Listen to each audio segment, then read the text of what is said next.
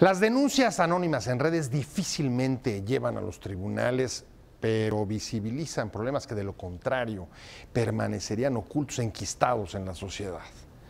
¿Debería de seguir el Me Too México? ¿Ustedes qué opinan?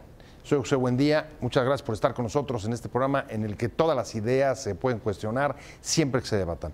Acompáñenme, vamos a ver unos datos, unas informaciones de contexto y arrancamos aquí en nuestro foro con nuestro debate de hoy. No sin antes le dejo mi Twitter, José Buendía MX, y ahora sí, vamos rápido a ver estos datos para arrancar aquí en el foro con nuestro programa de hoy.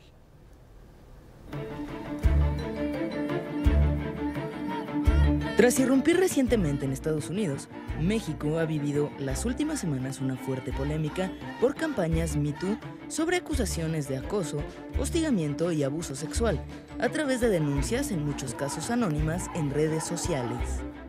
La campaña se encendió vertiginosamente en varias profesiones, pero llegó rápido a su fin tras el suicidio del músico Armando Vega Gil, al ser denunciado por supuestamente acosar hace 14 años a una menor de edad, dentro del movimiento Me Too Músicos Mexicanos.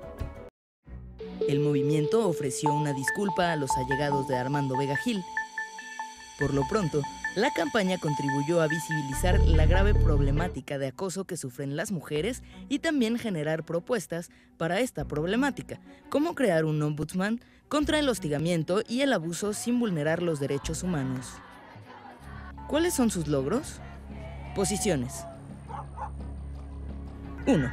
El Instituto Nacional de las Mujeres exhortó a las víctimas del movimiento Me Too a denunciar ante las autoridades competentes para que los hechos sean investigados y sancionados. 2. Las llamadas por acoso u hostigamiento sexual al número único de emergencias 911 aumentaron 39% en el primer bimestre de 2019, en comparación con el mismo periodo de 2018. De acuerdo con cifras del Secretariado Ejecutivo del Sistema Nacional de Seguridad Pública, en enero y febrero de este año se registraron 1,062 llamadas relacionadas con este incidente de emergencia, un promedio diario de 18 en todo el país. 3. María Eugenia Romero, directora de la Asociación Equidad de Género, Ciudadanía, Trabajo y Familia, señala que para atender los casos de acoso sería más efectivo crear la figura de un ombudsman especial que atienda a estas víctimas dentro de las dependencias. 4. El presidente López Obrador llamó a que el Instituto Nacional de las Mujeres brinde atención a los casos denunciados a través del movimiento Me Too. Dijo que es un tema que debe atenderse. 5. El Fondo de Cultura Económica llamó a que las denuncias por violencia contra las mujeres no se conviertan en una persecución irresponsable. Arrancamos con opiniones encontradas. Muchas gracias por estar con nosotros. Hoy vamos a meternos a este tema que ha sido una verdadera revuelta en las redes sociales, en las que hemos podido ver en las últimas semanas, sobre todo después de que se conoció esta clase de campañas en Estados Unidos, bueno, desde 2006, que fue la primera vez que se lanzó una campaña Me Too justo fuera del país. En las últimas semanas se ha reproducido este fenómeno en México, particularmente en las redes sociales. Las redes sociales, una verdadera arma con grandes beneficios, como la posibilidad de utilizar la información desde cualquier teléfono, pero también con muchísimos riesgos por el impacto que puede tener la información que ahí circula. Y dentro de esto, como sabe, pues dentro de esta campaña, parte del nudo de la polémica ha sido el tema de la denuncia anónima que explotó justo después de que el lunes se conociera la terrible noticia del suicidio del guitarrista, el músico de Botellita de Jerez, Armando Vega Gil. Y la verdad es que vamos a entrarle es un tema muy espinoso. Muy espinoso. De verdad, porque por todos lados hay aristas, son de esos que te vas metiendo y pica por todos lados, pero que son ineludibles al mismo tiempo. No podemos dejar de tocarlos. Muchas gracias, Luz Helena Aranda, directora de Reinas Chulas, Cabaret y Derechos Humanos, por estar aquí. Muchas un placer, gracias. De verdad, tenerte. Gracias muy por la amable. invitación. Muchas gracias también, Claudia de Anda, de Fundar. Ustedes incluso acaban de sacar un comunicado bastante extenso con un posicionamiento que me pareció interesante al calor de esta discusión. Y si Muchas quieren, gracias por la invitación. No, muchas gracias a ustedes por venir y yo me iría directamente a hacer una pregunta de arranque. Es un fenómeno que se ha reproducido en otros países. ¿Podría haber sido distinto en México o no? Pues yo creo que no. El asunto que estamos viendo en este momento, lo que nos indica es que la violencia sexual no son casos aislados, ¿no? Es una epidemia silenciosa que hemos venido cargando durante muchísimos años. Y el Me Too ha sido la estrategia que ha venido creciendo en los últimos años y que en México explotó como ha explotado en muchos otros países, ¿no? Así es, en las últimas semanas con algunas aristas y características que no pueden deslindarse del contexto mexicano. Claudia, una epidemia y no podía haber sido de otra manera, dice Luz Helena. ¿Ustedes cómo lo ven?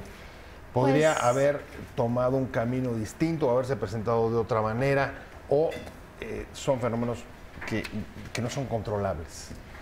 Más allá de preguntarnos si podría haber sido distinto, me gustaría incluso afinar quizá la mirada del para qué queremos que fuera distinto, ¿no? De acuerdo.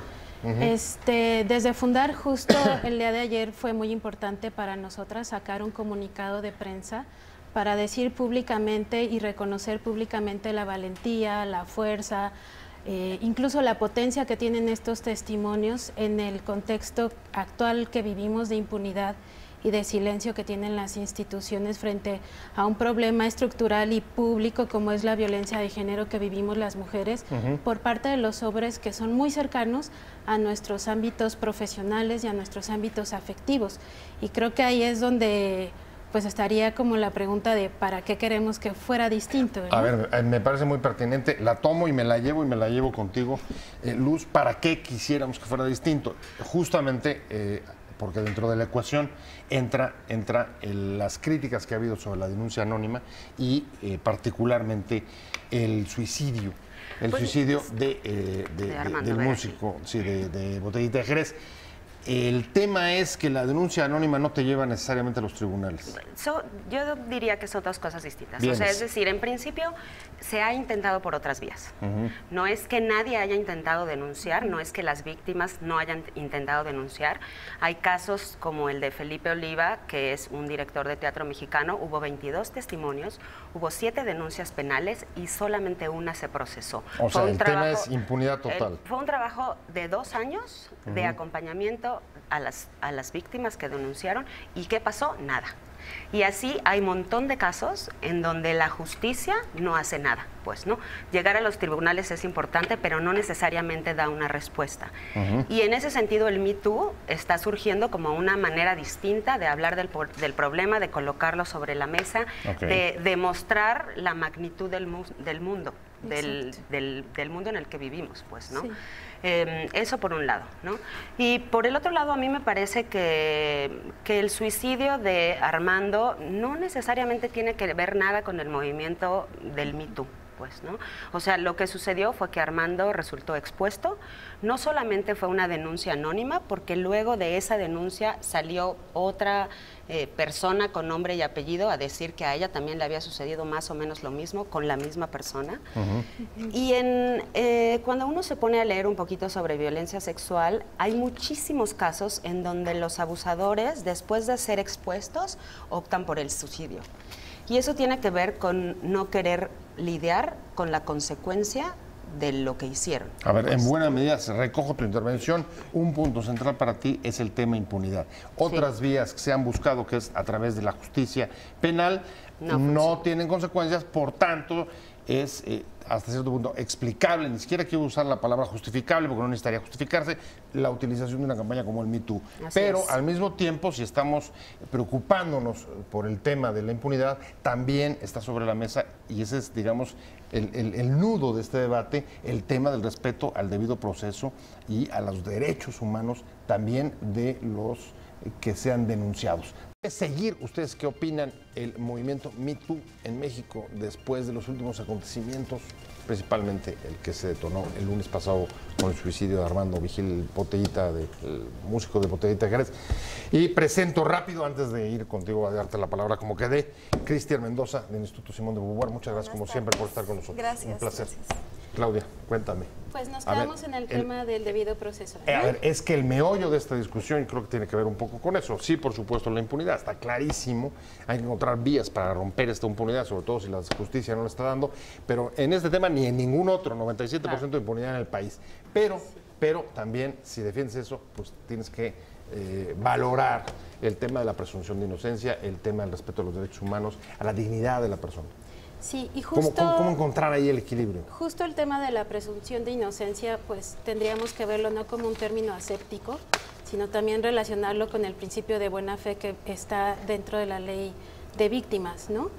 Y con esto lo que quiero decir es que son principios que se deben de tomar en cuenta. Digo, yo no soy abogada, seguramente una abogada lo dirá de mejor manera, en su conjunto, ¿no? Y también retomar que el tema del anonimato y de la confidencialidad, por supuesto que son principios de justicia social y derechos reconocidos incluso por instancias internacionales. A mí lo que me parece muy importante, y a nosotras como Fundar, y por eso lo poníamos en nuestro comunicado, es que este movimiento del Me Too, como ya lo dijeron, nos permite ver la magnitud, la frecuencia y el dolor que genera el hostigamiento, el acoso y la violencia sexual cometida por hombres en todos los ámbitos de nuestra vida, ¿no? Ya sabíamos que la casa no era un espacio seguro para nosotras, pero ahora lo que estamos viendo es que ni nuestros espacios de trabajo, ni nuestros espacios recreativos, o sea, finalmente estamos siendo violentadas por los hombres más cercanos a nosotras, que tenemos también ciertas afectividades y a quienes les reconocemos su trayectoria como defensores de derechos humanos, como periodistas, como músicos, Fíjate qué interesante. A ver, recojo dos dilemas que están sobre la mesa en este. Voy contigo, Cristian. Uno es, en efecto, la presunción de buena fe de los denunciantes, sobre todo de las mujeres víctimas de esta clase de acoso, hostigamiento, etcétera. Al mismo tiempo que el tema de la presunción de inocencia, que es una garantía de derecho individual. ¿Cómo conjugar esto? Sobre todo, y este es el otro dilema, la denuncia, por supuesto que está reconocida, incluso es un procedimiento normal en términos de procuración de justicia. Sin embargo, en la denuncia en la red adquiere otra potencia, otra visibilidad, otro valor, otra fuerza. Creo que la potencia, como también ya coincido con las colegas, la potencia es de visibilizar la magnitud de la problemática. Creo que habría que insistir mucho en esto, en los espacios en donde se da los diferentes tipos de violencia, las personas con las que convivimos constantemente y somos sujetas de esta violencia. Y la potencia del Me Too es esta visibilización, ¿no? Y lo mismo sucedió en otros países, como ya también se comentaba, ¿no? Un punch para visibilizar la situación. Y sin embargo, pues el punch no es nada más para que quede ahí, sino que hacemos después de haberlo visibilizado, es que ¿no? esa es Entonces la pregunta.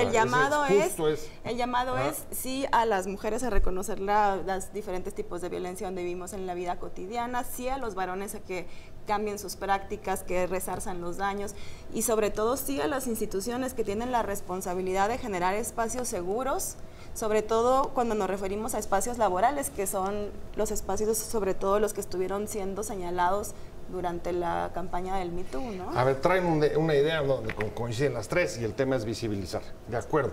A ver, pero visibilizar al lado de situaciones dolorosas o posibles injusticias es parte, digamos, lo ven como el pequeño costo que hay que pagar para lograr la visibilización. Sí, pues mira, en principio nosotras partimos, nosotras las reinas chulas y muchos movimientos feministas partimos de que a las víctimas hay que creerles, ¿no?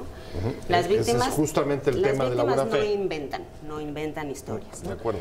Sí hay denuncias que no son ciertas y es un 2%. Estadísticamente es un 2% de denuncias falsas. Ajá. Entonces nos parece que hay que enfocarnos al otro 98%, ¿no? Que sí son ciertas, ¿no? Eso por un lado. Y por otro lado, a mí me parece que es muy importante agregar que hay una razón por la que las víctimas no dicen sus nombres.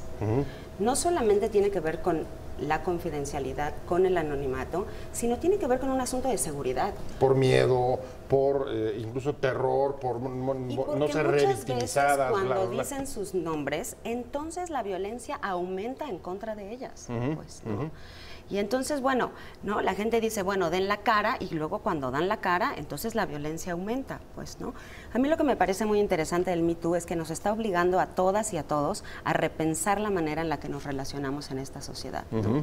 Nos está obligando a las mujeres a movernos del lugar y a decir, yo he sido víctima de violencia, pero en este momento me voy a convertir en agente activa de cambio. Pues, ¿no? Y también está obligando a los hombres a repensar la manera en la que se relacionan con otros hombres, con otras mujeres sobre todo, y el cómo tenemos interiorizada y normalizada la violencia que se ejerce en contra de las mujeres en este país. A ver, acaba de decir Luz, voy contigo, que esto ya ha tenido algún impacto positivo, la visibilización obliga a la reflexión, tanto de hombres como de mujeres, y de repente hemos visto en los últimos días cómo hay una contrarréplica en redes de un movimiento de hombres haciendo o promoviendo denuncias contra mujeres. ¿Eso es reflexión? ¿O cómo está la cosa? ¿Cómo lo ves tú? Creo que otro punto que también nos permite este Me Too México es tomar en cuenta la alerta que estos testimonios pone en evidencia y que ayuda a otras mujeres a no vivir actos de violencia que se pudieron haber impedido, ¿no? Dado que no tenemos un Estado que nos dé justicia ni nos dé reparación, y lo tenemos ahí más que evidente por todos los números, las redes sociales han servido también para eso, para alertarnos a nosotras sobre posibles casos sobre casos de hostigamiento y de violencia sexual, y no pasar por ahí, ¿no? Eso me parece que también es muy importante, porque ahí ya tiene una potencia distinta. No solamente es la visibilización, sino también a nosotras nos permite no vivir violencias que pudieron ser. Totalmente de acuerdo, las redes son un gran instrumento para alerta, incluso a veces me funcionan hasta mejor que las alertas de género, pero también para fake news, desafortunadamente. Claro. Y te diría, regresando al punto, ¿y el Me Too hombres, se vale o no se vale? ¿Es un producto de la reflexión? Yo creo que no es un producto de la reflexión para nada, más bien es una evidencia de la falta de reflexión y de la falta de entendimiento del problema. Y que sí, las redes son importantes para visibilizar los problemas, pero también que hay que sacar las discusiones de las redes sociales y llevarlas a discutirlas a los espacios presenciales. ¿Cuáles espacios? Pues los laborales principalmente, ¿no? Como abres un espacio para hablar de acoso en el lugar de trabajo, en los hogares, en los grupos de amigas, en las organizaciones, ¿no? ¿Cómo movemos la discusión de las redes hacia las personas para que entonces se genere la reflexión? ¿Y a quién le corresponde eso? ¿A la sociedad civil, a las autoridades, a los empresarios, a cada uno? Sí, pero el problema es que dice todos y se diluye. A ver, ¿quién tendría ahorita que moverse? Ya tenemos una campaña, ha sido muy exitosa, el impacto ha sido brutal, muy fuerte. ¿Y ahora? ¿Cuántas denuncias se han generado a partir de eso? A mí me parece, también súper importante recalcar esto que dice mi compañera. El Me Too hombres, pues, no es producto de una reflexión. Lo que pone en evidencia el Me Too México, generado por las mujeres, es ponernos enfrente de nosotros los privilegios que tienen los hombres por encima de las mujeres.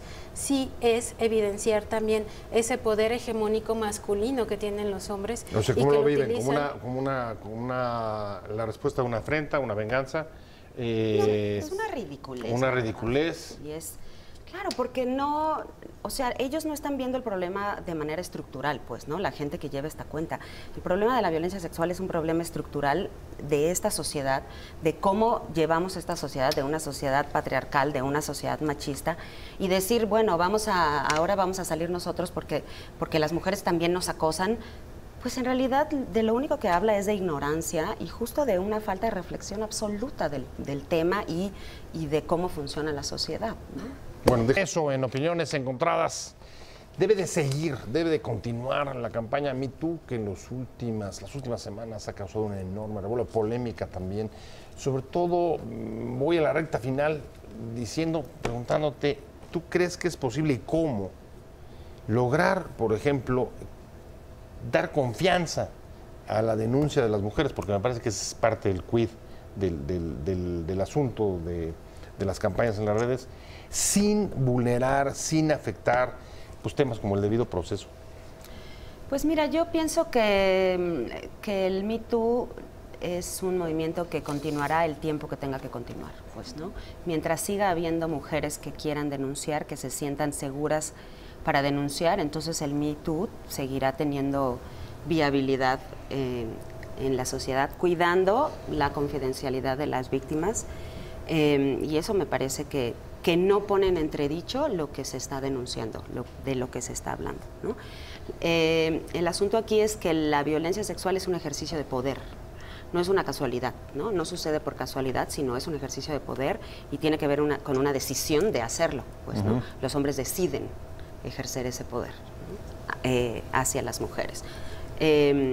Y bueno, pues el Me Too seguirá existiendo y seguirá, pienso yo, o sea, ya arrancamos con una nueva reflexión de qué vamos a hacer con toda esta información, cómo nos vamos a seguir relacionando, qué va a pasar cuando empiecen a salir las denuncias de la gente que yo quiero, ¿no? O sea, de mis amigos, de la gente que yo trabajo, de gente que no necesariamente a mí me ha hecho nada, pero que sus nombres están ahí. Sí, porque incluso los conoces, eso es lo que estás diciendo, Sí, que son claro, gentes de tu entorno. Claro. ¿Y qué va a pasar? Pues todo eso nos va a obligar a repensar nuestras relaciones, el cómo nos queremos relacionar, pues, ¿no?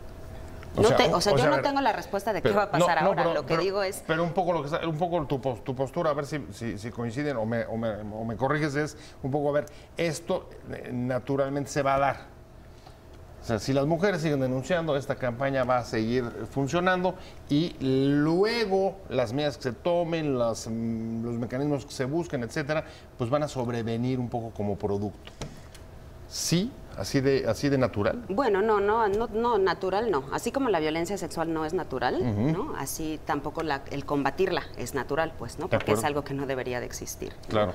Es decir, que lo que sí nos está permitiendo el Me Too, esta campaña, es nos está exigiendo tomar acciones concretas desde distintos espacios para detener esta bola de nieve que sigue creciendo en relación a la violencia sexual. A mí me gustaría ponerlo como desde esta perspectiva, o sea, mientras no haya acciones de prevención, ¿no? Mientras no haya lugares seguros de trabajo, mientras no cambiemos nuestras relaciones de convivencia, incluso en estos espacios formales, laborales, ¿no? Mientras no haya procedimientos, protocolos de actuación, de prevención, de sanción, va a seguir existiendo el Me Too, ¿no? O sea, si no se atiende todo esto, va a seguir existiendo. Entonces, ¿qué hacemos para voltear a ver todo lo previo, ¿no? O sea, a ver, eliminar las condiciones. Lo que estás diciendo es una respuesta, digamos, informal o desde las mujeres ante la ausencia de mecanismos institucionales, laborales, bla, bla, bla, bla, bla. Así lo estás viendo, o sea, entonces... Sí, y no son cosas que no supiéramos, porque todas las encuestas nos hablan de los niveles de hostigamiento sexual en el lugar de trabajo, los feminicidios, la violencia sexual. Las encuestas lo dicen de hace muchos años, solo que ahorita lo estamos viendo con historias pues reales y muy cercanas, ¿no? Sí, y con historias de nuestros colegas de trabajo a los cuales les tenemos estima. O sea, creo que esta parte es súper importante porque refleja el dolor que estamos también viviendo como sociedad, ¿no? No es lo mismo reconocer a mi padre, a mi tío, a mi compañero de trabajo, al músico al cual yo admiraba, al defensor de derechos humanos al cual yo admiraba, que puede cometer estos actos. Por supuesto que es súper doloroso y también creo que, el comunicado de Fundar así terminó, ¿no? Fundar es una aliada. Creo que esto también es un llamado a hacernos responsables de lo que nos toca como sociedad civil, de lo que nos toca como instituciones, de lo que nos toca como Estado, sí para garantizar espacios libres de violencia, sí para garantizar espacios de cero tolerancia, pero también para contar con personas sensibilizadas, capacitadas, que puedan prevenir y sancionar desde un enfoque de género y de justicia social la violencia sexual cometida en contra de las mujeres. Ha habido también posturas críticas fuertes y algunas institucionales, pues nada menos que el Fondo de Cultura Económica, seguramente leyeron el tuit, donde llama a tener cuidado a no desatar persecuciones irresponsables. ¿Qué opinas? ¿Qué le dirías a Taibo? Le diría muchas cosas, pero No, en lo particular, nada más en esto, no, para no exagerar.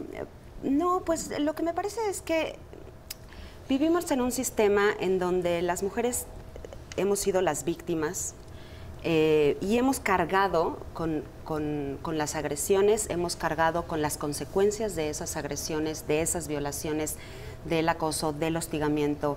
Hemos cargado con eso por muchos años, pues, ¿no? Y las mujeres llevamos mucho tiempo repensándonos de dónde queremos estar en la sociedad, qué queremos hacer, qué no queremos hacer. El movimiento feminista, los movimientos feministas, desde hace muchos años hemos estado repensándonos y replanteando nuestro lugar en la sociedad, ¿no? Lo que pienso es que a los hombres les cuesta mucho más trabajo pensar que ellos tienen que hacer el mismo proceso, pues, ¿no? Y ponerse a reflexionar qué es lo que estamos haciendo, ¿no? ¿Qué es lo que estamos haciendo que lo que hace es perpetuar un sistema injusto que violenta a las mujeres? O sea, lo que te dices, en el fondo, a ver, ustedes están de acuerdo, lo que nos está diciendo en el fondo es los hombres están en los años 70. Sí, es un poco lo que estoy leyendo.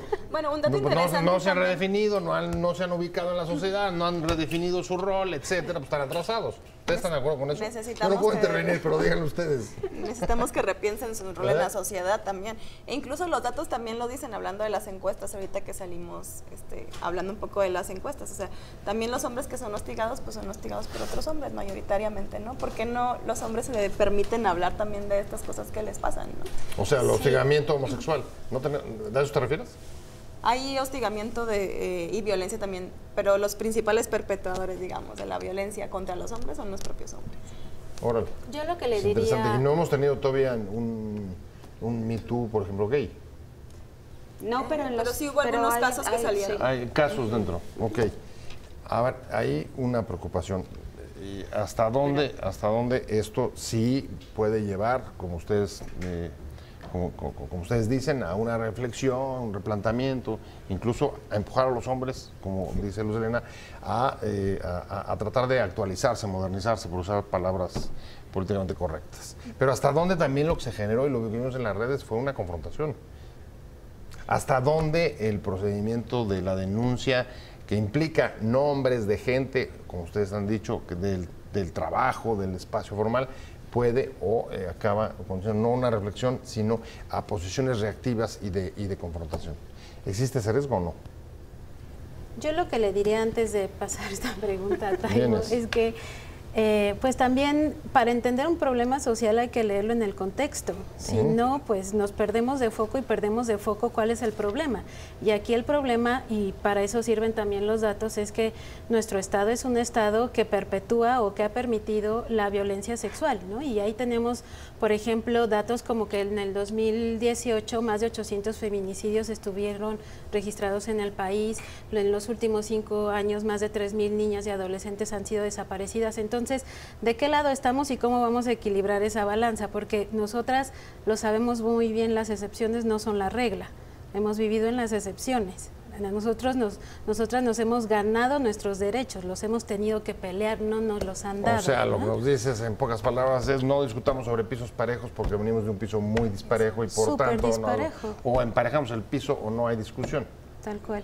El asunto también, pienso yo, es que en este momento las mujeres nos estamos haciendo cargo de los abusos y de los acosos que de las que hemos sido víctimas, y me refiero a hacernos cargo, tiene que ver como a confrontarnos, enfrentarlos, hablar de ellos, ¿no? Y lo que pienso también es que los hombres tienen que hacerse cargo de las agresiones, ¿no? Con lo que eso implique, pues, ¿no? Con las consecuencias probablemente sociales, probablemente legales, que significa hacerte cargo de ti siendo un agresor, pues, ¿no? Hablando del movimiento del Me Too, debe de continuar, debe de seguir, y creo que me quedé contigo, Claudia, y un punto que me parece interesante, en el corte lo platicábamos, la verdad es que prendió rápido este movimiento, sin embargo, efectivamente no se van a ver los cambios tampoco tan rápido, porque en ningún caso son así. Sin embargo, hay una cosa que me llama la atención y es, a ver, este tema ya ha logrado incluso reacciones del propio presidente. En otros casos no es tan sencillo ni tan rápido. Y hoy el presidente, bueno, en estos datos de ayer, dijo que en efecto, que mandata a las mujeres a entrar y tomar más cartas en el asunto, a apoyar, y además llama, digamos, a discutir y a debatir cómo hacerle, cómo mejorar la situación. Pues nosotras desde Fundar celebramos muchísimo el movimiento, nos pronunciamos públicamente a favor del movimiento, creemos que debe de seguir, ¿no? Creemos que debe de seguir hasta que consigamos el cambio cultural que necesitamos y el cambio estructural que necesitamos, como ya lo dijeron. Qué bueno que el presidente se haya posicionado. Creo que eso refrenda la potencia que tienen los testimonios de las mujeres expuestas en las redes sociales, ¿no? El mismo hecho de que nosotras estemos en esta mesa aquí y ahora es gracias a esos testimonios, así que pues hay que celebrarlo, ¿no? ¿Qué significado le ves a que se haya metido el observador al tema? Pues yo más bien le solicitaría que además de INMujeres hiciera un llamado a Secretaría del Trabajo, que además tiene... una titular mujer. Bueno, además de eso, pero pues es una autoridad laboral, ¿no? Que tiene cartas en el asunto que jugar. Y a todas las secretarías, porque además son centros de trabajo. Entonces, dentro del propio centro de trabajo del gobierno federal, ¿qué acciones se van a tomar para que se eviten las situaciones de acoso? O sea, ¿y cómo va a mandatar a la Secretaría del Trabajo? Porque además tiene facultades sobre el tema. Ley Federal del Trabajo también tiene sanciones muy explícitas acerca del tema del acoso y hostigamiento en el lugar de trabajo. Entonces, bueno, hay que poner a jugar eso. ¿Cuál es la sanción de acoso en este país? Si logras tener una sentencia, por ejemplo, condenatoria. Depende, hay unas que son administrativas o unas que son también de procedimiento. Depende un poco depende de la institución, pero artículo creo que 133 es el que penaliza el hostigamiento en el lugar de trabajo.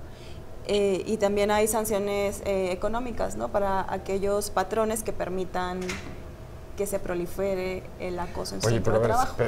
Pero esta vez sí no es un asunto de leyes, porque no veo demandas de legislación, ni de fortalecer castigos, ni penas que andan como muy de moda o muy en boga. Más bien es un tema de ejercicio, de prácticas.